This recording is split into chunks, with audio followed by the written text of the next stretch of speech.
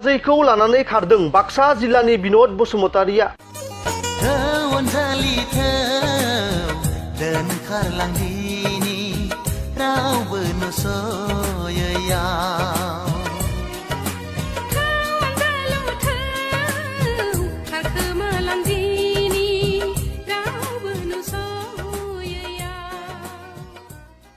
मोजां मोनलायनाया खाना बायदि बुंनाय बाथ्राया थार मार। बिदा फंबाय बिबाजिनि सोमोन्दोआबो बिसोरनि थाखाय जेबो नंला।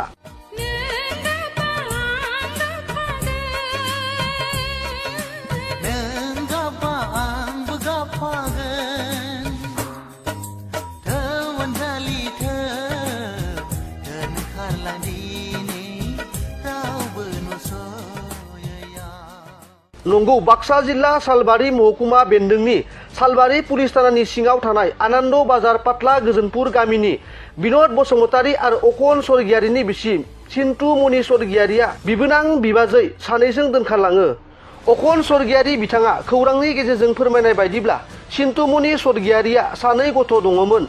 बिसोरनिनो सासेया 11 बोसोर बैसोनि फिसाज्ला आरो 7 बोसोर बैसोनि फिसाजो। बिखौनो गारनानै चिन्टु मणि स्वर्गियारिया बिबोनां बिनोद बसुमतारीजों मैया फुंबिलि समनि 10 रिंगासो समाव दोनखारलाङो। दिनै अखन स्वर्गियारिया गावनि अनसुलि बिसिखौ न'आव फैफिननो थाखाय खावलायदों आरो फंबाय बिनोदखौबो गावनि बिबाजैखौ लानानै फैफिननो थाखाय खावलायदों। अखन स्वर्गियारिया रायजो राजाफोरनिसिम बिसोर सानैखौ बहाबा नुयोब्ला 8011373528 जानबुं नम्बराव खोन्था हरनो थाखाय खावलायहरदों।